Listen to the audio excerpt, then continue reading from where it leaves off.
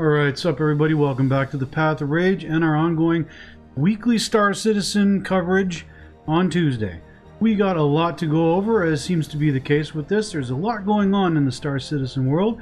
We have a new Evocati test that ended just before the recording of this episode. That was fairly successful and unsuccessful in various ways, but it was for the 323 patch. I'm going to get into it. We've got a letter from the chairman that came out of nowhere from Chris Roberts, talking about the development of the game and mentioning 1.0 release of Star Citizen, so we're going to get into that. We also have a bit to go over with Inside Star Citizen this week, showing off the new character customizer, and finally a really in-depth talk that they had on Star Citizen Live about the upcoming FPS improvements that they're bringing to the game in 323. Got a lot to go over. Like before in other videos, grab a drink, grab something to eat, kick back, and let's get into it.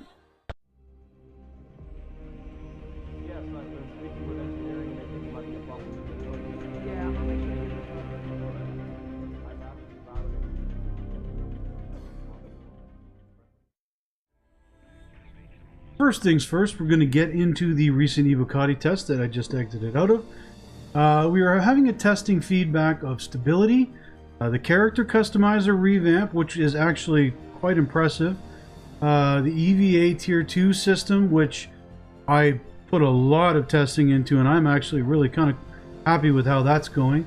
The new loot screen, the new visor and lens, backpack reloading, ammo repooling, dynamic crosshair, physical shopping UI. This was kind of neat. I wish I could show you a picture of it.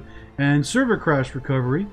As you can see here, there's certain things we're not ready for testing, like the default interaction system and the star map, the Moviglass. Master modes weren't quite fully in properly. They were working, but not fully implemented yet. Some known issues as well. And we were just basically in there to test how it went. Overall, I didn't get to test as many of these things as I would have liked, simply because the server that I was on kept crashing a lot. Now, recovery worked each and every time. Sometimes it took longer than others, but I was able to continue playing the game from wherever I picked up from, or wherever the server crashed, and it worked well enough. It's just, unfortunately, this time around it happened quite a few times, so it actually prevented me from testing as much as I would like to. The full character customizer is very, very, very impressive. And those of you out there who love just absolutely customizing your character and getting the look of your persona just right in a video game are absolutely going to love this feature. Personally myself, I'm not a huge character customizer type guy, so the finer points are going to be lost on me. However, the ability to randomize it by a button click if you want, randomize certain body parts if you want, like the eyes, the nose, etc., individual parts of the face, or to be able to grab them and drag them around as shown in the CitizenCon videos is actually really, really nice. And like I said, those of you out there who are into character creation for your RPGs, for your online games, I think you're going to love this. I think this is probably one of the best character customizers I've ever seen. We'll get more into it in detail when we cover the Inside Star Citizen a little bit later in this video. EVA Tier 2 is awesome. I absolutely love it.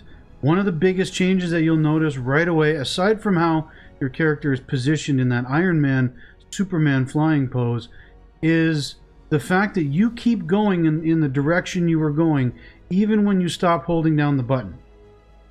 They did actually implement partial EVA fuel, but I don't know how well that was working. I didn't actually run out at any point in time, but I kept going back into the ship, which from what I understand refills your EVA right off the bat anyway. There was a weird bug with it showing no oxygen or fuel in the EVA canister as part of the HUD, but again, that was a bug. Movement in EVA is now extremely fluid. It's very nice. I cannot overstate to you guys how much of an improvement this is over the current EVA system that is in live. It is night and day, chalk and cheese. There is no comparison between the two. Once you try the new EVA modes, you will never want to go back. That good. It's that fluid. I tried to faceplant, and I actually had to come in at fairly quick speeds and horrible angles to get it to work. Most of the time, my character just uprighted himself and landed smoothly and easily and continued on into a walk or a run. EVA is turning out to be excellent. Are there some little bugs and oddness about it? Yes. When you go to roll, right now the keys are backwards. So hitting Q to roll to the left actually makes you roll to the right. But if you go into third person mode, the roll is correct. Regardless, EVA Tier 2 is coming along very, very nicely, and I'm very impressed with it. I fully applaud CGI's motion on this aspect of the game. It's fantastic. Backpack reloading worked just as well as they showed it in the videos. I made sure that I only had one clip on me, and when I reloaded, it did the animation where it lifted my gun up a little bit further, did the reload, like you could see your character reaching behind him. It was a longer reload than when you carry it on your suit. Overall, worked out well. It never broke on me, but the ammo repooling, I couldn't get it to do.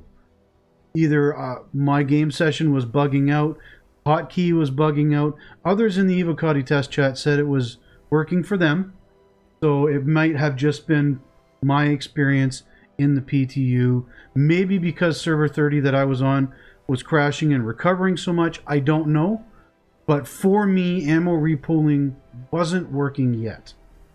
The new visor and the lens worked well. We had a faint mini-map that didn't have all the icons on it, but that, as you saw in the patch notes, that was not actually part of the testing focus because it's not ready to go. It was nice seeing that it was there, but it wasn't actually ready to go, so I didn't put too much effort into looking at it.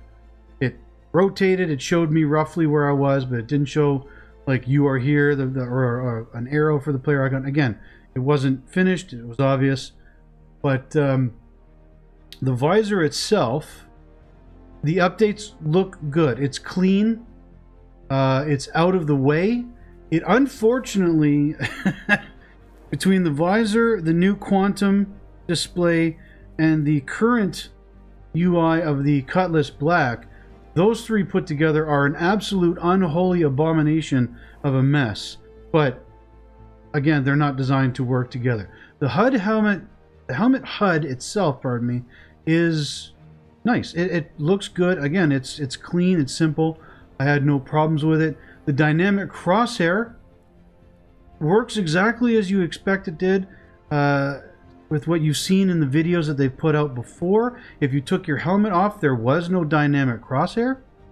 Or if you used another helmet. I put on, I can't remember which one it was called, but I put on one of the Explorer helmets that you get in the game as well, and I did not have the dynamic crosshair. So it is tied to your helmets. It will make a difference. And again, they kind of cover this a little bit in Star Citizen Live with regards to that crosshair and the laser pointers on guns, and we'll get to that a little bit later in the video.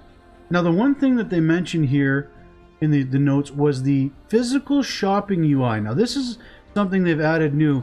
When you go into a store, say the gun store or whatnot, and you used to look at the suits or the weapons or the items on the wall, not in the kiosks, but on the wall, you'd have to hold down the interaction button, focus on the individual item, or if it's a suit, the individual armor piece, while holding down the interaction button, and select them from there to look at them, possibly go buy them or what. Now, when you look at an item on the wall, you get an infographic hologram that pops up in front of you, or in front of that item, or to the side of it a little bit, that gives you the make, the manufacturer, what it is, the price of it, and the ability to just hold down the B key for a second or two and automatically buy that item right off the shelf.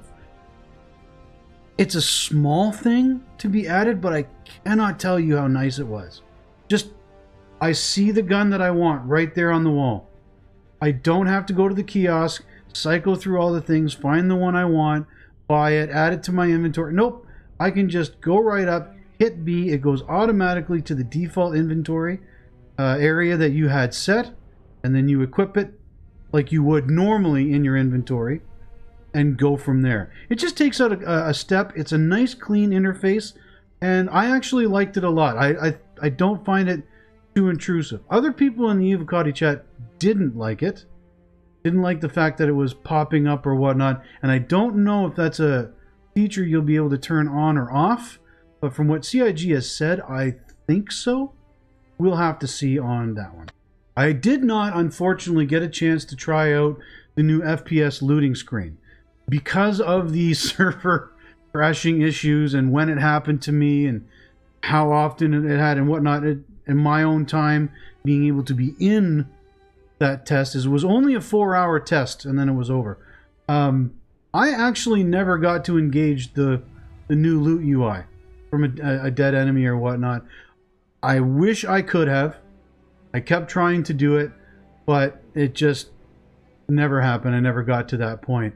The closest I got was I was going to get a crime stat and shoot a friendly guard out at one of the outposts and, you know, become hostile or whatever, and I crashed. And I wasn't able to get back to that. And I just never got to a point where I could actually utilize the loot UI. So hopefully for the next one, I'll have more to report on you, or more to report for you guys on that front. But overall, this test, as of Sunday, this past Sunday, was a good one. A lot of crashes. The server did recover on each time. Things you could tell were working as intended, but also not as intended. There were quite a few minor bugs. The character customizer had no way to change eye color, for example.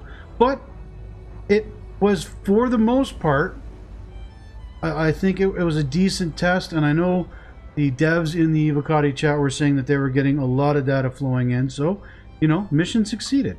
In the meantime, let's move on. In our next biggest news, Chris Roberts dropped a letter from the chairman out of the blue. And nobody was expecting this, as far as I know. It was a nice long one. It was going over the last year of 2023. He did address some of the layoffs that have been going on, and they were mainly because of people wanting to not move to Manchester and still be near their families, in Todd Pappy's case and whatnot. Not that there has been any nefarious means going on. It is what it is. Things happen, and I can understand Todd not wanting to move to Manchester. I wouldn't want to either. But Chris goes over a lot of things in this, so we're going to summarize it. I will leave a link in the description below. I do suggest that you all read this in full, because there is a fair bit of information, but let's go over some of the highlights. Chris starts off talking about how, starting with 3.18 in the first release of 2023, once they delivered persistent entity streaming, then the year started really picking up and transforming what Star Citizen is and what it will become. Once they were able to release the live release with the persistent test universe and entity streaming, they uncovered a lot of issues that came from a truly persistent universe. You know, he mentions right here in the first paragraph that it's amazing to come across a wreck from a player from a combat a week ago on a planet. Not so much when they're in the hangar in pieces and not being cleared out. They've worked through some of those issues and others, and now the game is in a much better state. Also bringing along first implementation of salvage, hull stripping, structural and component and repair, and the missions that go by it. An overhaul with the physicalized cargo system, and new missions in the PvP and PvE areas. He also then went on to talk about SitCon 2953 last year and just how big a deal that was, showing off Squadron 42 being feature complete and going into, you know, final polish now, and what that's going to mean for the game. The fact that they also brought Turbulent in as a permanent part of CIG, not an outsourced company, and Benoit Beauséjour is now the Chief Technical Officer for Cloud Imperium Games and head of the Core Technology Group. He added a bit to this letter for the chairman as well. And I suggest, again, you go read it and check out his words. They also put Mark Boudreau as he was the Turbulent CEO, and now he becomes the senior vice president for studio operations for all of CIG. So they've done some shuffling around and trying to make their development teams more flexible, which is something you hear all the time. Hopefully CIG doesn't go down the route so many other companies where flexible means less. He did bring up the first jump day in lore that has now also a few days within lore itself, but in real time, happened as well with our current first jump point test. And a player named Mr. Trash was the first one to actually jump from Stanton to Pyro. And with the replication layer connected, I was there for that test as well. That went wonderfully well, despite being very bare bones. And I only look forward with hope and optimism now that that's gone as well as it has. And we've had a second one since then. It seems to be very much improving along those lines. And I think we have a lot to look forward in this area with the more systems coming our way and more players were on a single server at once. At one point, we were up to 350, I believe, when the previous cap was 100 or 120. So not only are we pushing server limits, we're also doing it while adding a new system entirely to the game. This is a great thing. Chris talks about it a little bit, as does Benoit. That's part of what he adds. So now we have jump points in the game, and it will only get added to it. With Benoit saying a little later in his comments that in weeks and months that there will be more technical preview tests for various mesh configurations that will include multiple game servers per solar system as opposed to one each that it is right now, and seamless transitions without the gates. They want layouts where the servers are dedicated to entire planets and moons and just the landing zones, and get even higher player counts. Again, I highly suggest you guys go and read this letter to the chairman. It's chock full of information. Now this is where things get juicy again, even more juicy. When Chris finishes talking about joining more systems and whatnot, and basically what we've been talking about with Pyro and 4.0, now he starts talking about 1.0 release and how they're going to be talking more about it in this year's CitizenCon, now that Squadron 42 is feature complete, and now that they're bringing a lot of Squadron stuff into the persistent universe. So what do they mean by the 1.0 release? Well, that's what they consider the set of features and content that represent the commercial release. That means that the game is welcoming to new players, stable, polished, and has enough gameplay and content to continuously keep players engaged and coming back. So no longer early alpha or early access. So Rich Tyrer, who was formerly overseeing the development of Squadron 42, is now going to be overseeing the PU and bringing it to feature complete. He's going to be the senior game director in that area, and they're going to be pushing towards getting the features that they require for 1.0 out. So this is also a little bit juicy thing, because Rich also makes his own statement in this letter. Again, folks, read this whole thing.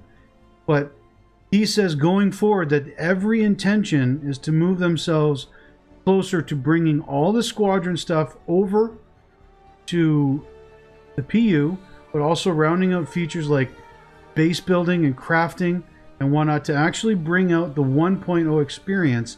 And with that in mind, this year, he says, quote, "You should expect to see large updates each quarter with so many changes to systems that have not been touched in a long time, like economy, insurance, etc., alongside a whole suite of quality of life improvements to things like inventory, missions, mobiGlas, etc., coupled with totally brand new features and content." End quote. So he's setting some big lofty goals. Will they actually manage to achieve that, or will we get more delays? This is Star Citizen. We know there's going to be more delays, that things won't come out as fast as they want for the same reasons that they've always had. However, again, now that Squadron is done, I think we're going to see this a lot quicker. I think we're going to see a lot more progress in the PU, which is what everyone's been looking at for progress. We're going to see it more now because they'll be not focusing as much on Squadron. So I think we have a lot to look forward to. I'm really excited about this year, even though we're already a third of the way into it.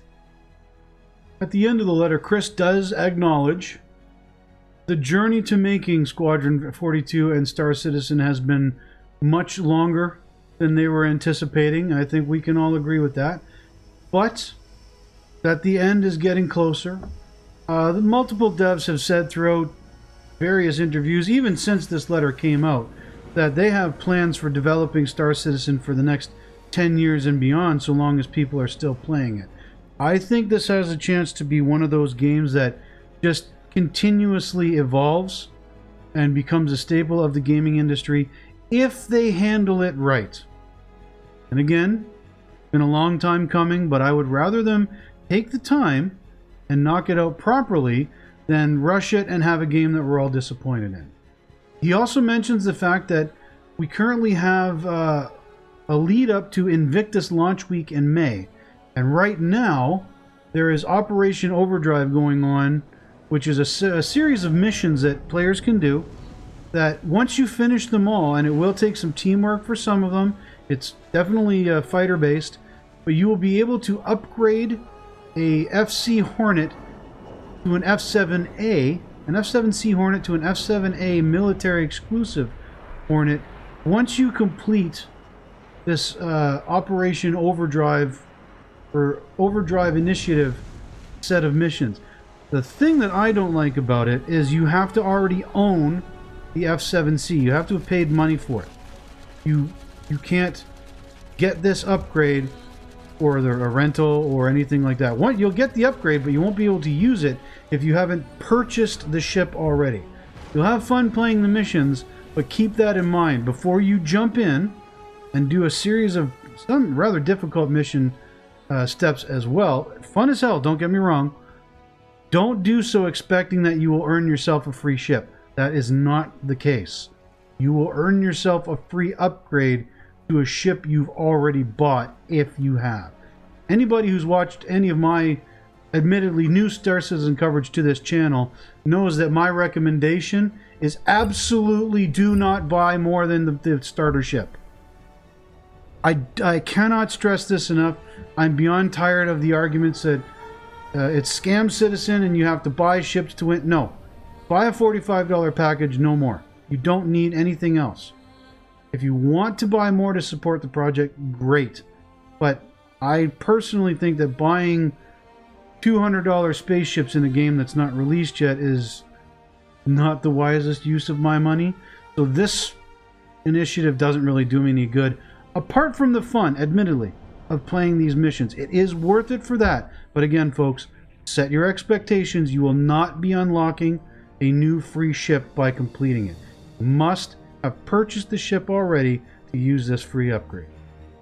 Moving on to inside Star Citizen, we have the character customizer. This entire episode was all focused on the character customizer, being able to randomize your character either by just clicking buttons, by blending various different faces together, how many faces are in the game, the fact that they plan to add more, the ability to drag and drop almost or drag around individual areas of the face to sculpt your player into exactly the way you want your character to look, going into hairstyles and dye and roots and being able to change the color on the fly and the intensity of those. Same thing with eye colors and makeup as well, where you can get crazy with how you look or make your character look exactly the way you want. I'm not gonna lie, folks, this may sound a bit harsh. I could not care less about a character customizer as long as a basic one is there and everybody doesn't look the same. I'm happy. I spend zero time looking at my character, and to be quite honest, some of the, how to put this, ridiculous abominations of hair and makeup and whatnot that other people will put on their characters in the game that this customizer will allow, I honest to God wish I had an option to turn off so I don't have to be inflicted with them. My own personal preference. I wish I could do the same in Call of Duty. I wish I could do the same in Battlefield. I don't care about this stuff at all. So here is a bit of it playing in the background. Again, this is a very, very good customizer. I highly recommend that you watch this episode of Inside Star Citizen to get more details about it. Link in the description below. Moving on now to Star Citizen Live, and there's far more to talk about here from my perspective because this is something I'm more interested in. And this is the updates to the first-person aspect of the game. Talking about things like sniper glint, armor clipping into weapon sights, grenade types, medical system, ammo repooling, the dynamic crosshair, and more. So, first off, starting with Sniper Glint. Sniper Glint has been added as a gameplay balance feature. They only showed a split second of it in a previous video, and of course Spectrum went wild about it. Sniper Glint will show up during the day, and it will show up at night. It will depend on if the sniper is actively looking down the sights at you and what angle they are at. So if they are looking at you from a more, out of the corner angle, you may not see the sniper glint as if they were looking at you from the sights straight ahead. There are going to be minor and major glints, and they did this, they said, for gameplay reasons, because in Star Citizen, snipers are extremely powerful, and they feel it's only fair to give players a small warning that they're being targeted by one, provided the player is paying attention to their surroundings. If you don't look around, you're not going to see a sniper glint. But if you're expecting, or at least preparing for a sniper to ambush you, or keeping it in the back of your mind, you'll at least have a chance to spot someone hiding on the side of a hill behind a rock, zeroing in on you with his sniper rifle. Will it save your life? No. Or maybe. Not necessarily, but will it give you a chance? Yes. Auto zeroing has been removed from all the scopes, and the zeroing increments themselves are being increased so that when players are actually using a sniper rifle, it won't auto zero. You will have to do it yourself, and you will have to pick the shots by focusing on that shot more than you currently do. You will have to put the effort in to zero your gun. Scopes will also have different stats like glint amount and the glint angles, zoom, zoom levels, etc. And so that even in scopes, there will be differences between the various manufacturers. When talking about the glint as well, they did specify that the glint in Star Citizen is far smaller than in FPS games, and players aren't going to feel like, a light from the heavens is shining upon them when a sniper is looking at them either. But they do need something in there when considering the death of a spaceman mechanic, just because of how death is going to work in Star Citizen compared to other games. That mechanic makes sniper rifles incredibly powerful in this game. So there needs to be a way to balance it. They're also making sure that ADS time and recoil are being increased quite a bit to prevent quickscoping. They want sniper rifles to play out like sniper rifles should be. Find your target, ADS properly, zoom in, zero in, and take your shot. Not just bunny hopping 360 no scoping around. I'm perfectly down with this. I like the little bit of realism in the gunplay as opposed to everything else feeling like another Call of Duty.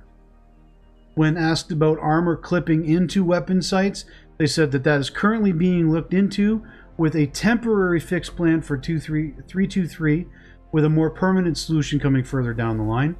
And that, yes, there are in fact plans for different grenade types, some of which have already been prototyped for Squadron 42, like smoke, flashbangs, and concussions, and more what they called sci-fi style grenades to be worked on later. When asked about the medical system, they said that they wanted to move away from reviving players with the general med pens that we have now and have the focus on specific pens depending on the situation. So instead of just using that same one, you might have to scan the person you're about to revive to find out what the actual disability or injury is and use the proper med pen to fix that ailment. There will also be a new health app that's added to the mobiGlas in 323 that will give players more information on their medical status. And there's going to be a short pre-down state where players can be revived. The way they worded it, it sounds almost like it's before the incapacitated state we're used to now, and it's going to be a short one.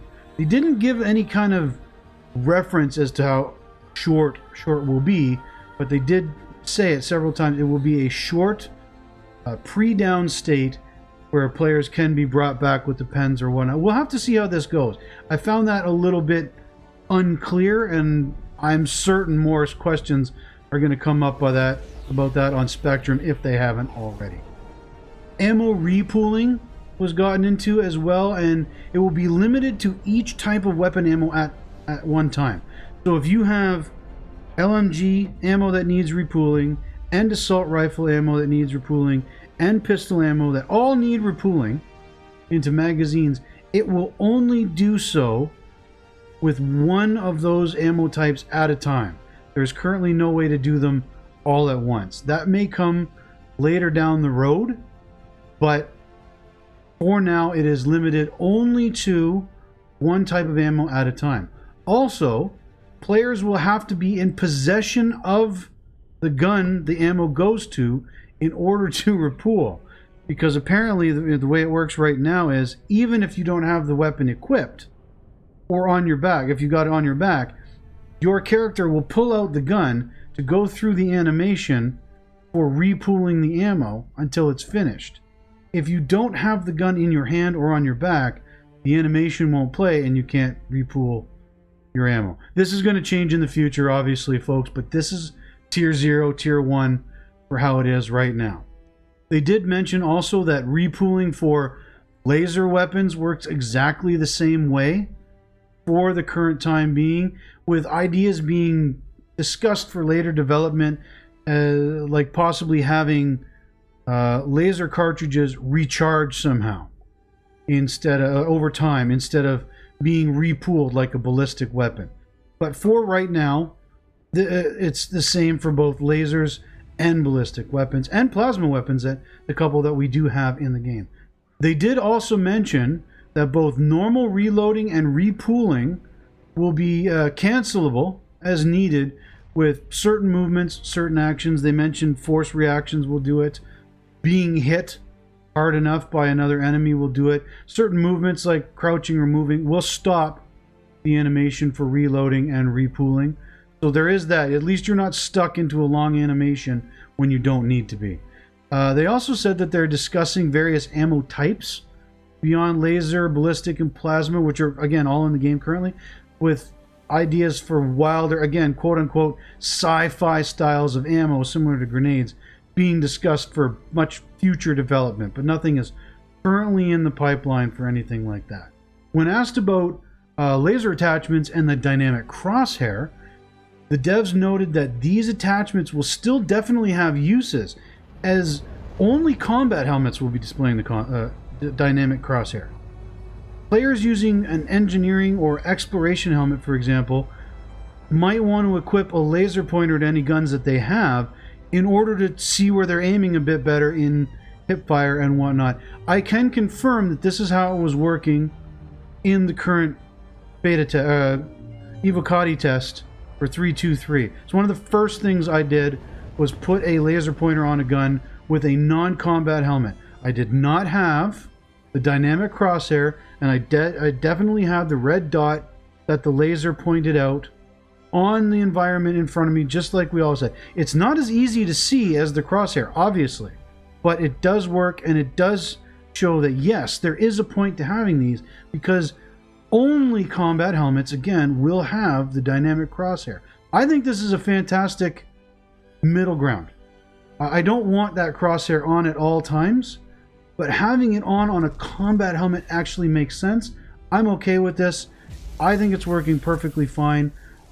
For those of you, when you get to try it, I mean, let them know. Give back your development feedback on all of this stuff. They want to know.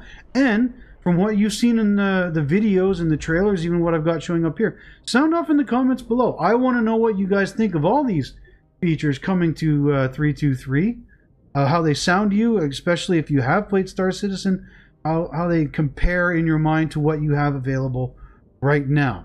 I'd love to hear from you in the comments below. Again, sound off, folks.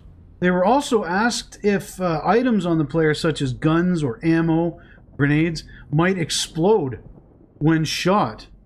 And the dev said that this is being discussed and planned, but it's still in a very early state and won't be coming out anytime soon. I don't know how I feel about that, because you can carry a lot of grenades on some of your armor, and the idea that someone can shoot your grenade and blow your character to bits with one shot like that, I don't know. It'll all depend on how they handle it. We'll have to see. I can see that being a really divisive issue in the future when that first comes in. Ooh, that'll be a mixed bag. Ballistic shields will, in fact, be coming to the PU. In fact, they said it was already in Squadron 42. It's just a matter of bringing it over. And later on down the line, binoculars will, in fact, be in the game. It's just a matter of resources to get them in there. There are more important things. Which is also what they said about the ability to equip and holster weapons while in civilian clothes. This is something that is being worked on and is absolutely intended. Again, it's just a matter of resources needed so they can do it right, so that, you know, your guns aren't clipping through your duster or your t-shirt or what have you.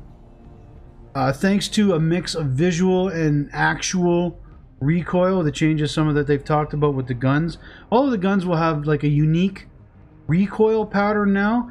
And again, this is something I tested out in the current Evocati patch. It just went out, and yes, they do feel different. The LMGs and the assault rifles don't feel like the same thing with smaller or larger clips, which is the way it's been so far. The LMG is notably weightier, takes a little bit longer to ADS, has a wider cone of spread and visual recoil, and they feel different now. I think they're moving in the right direction. There's room for improvement here, but I think they have the right idea in mind with how the guns feel right now and getting them unique. So I look forward to seeing more from that in the future. Finally, the last two things that they were asked about, shotguns are being rebalanced to bring them more in line with the weapons in 323. So they're going to be more powerful and accurate without going overboard. Things they talked about were making adjustments to the spread of the guns, and most particularly range. With anybody who's played any of the shotguns in Star Citizen knows the range on shotguns is ridiculously short. Like, no shotgun on Earth is useless beyond 20 feet, which they are in Star Citizen, or they feel that way. This is all going to be addressed for 323 with some tweaking to come after. And the final thing that they mentioned too was sliding when asked about it. It won't be in 323. It's coming after, but they're also, the reason for that is because they're making sure that sliding is going to be more of a get into cover quick motion than a speeding around the map kind of motion like you see in Call of Duty or whatnot. Because the slide is going to have a very heavy impact on players' stamina.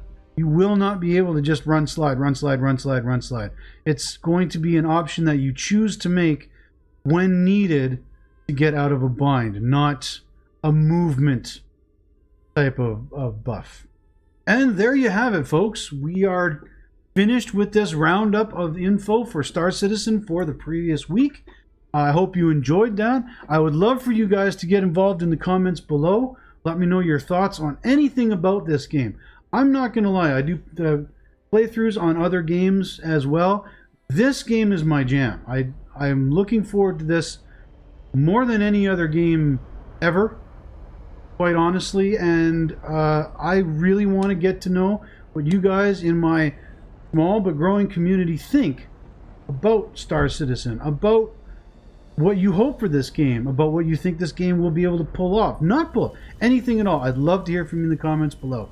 Give me a thumbs up if you thought I did a good job. Thumbs down if I didn't and I need an improvement.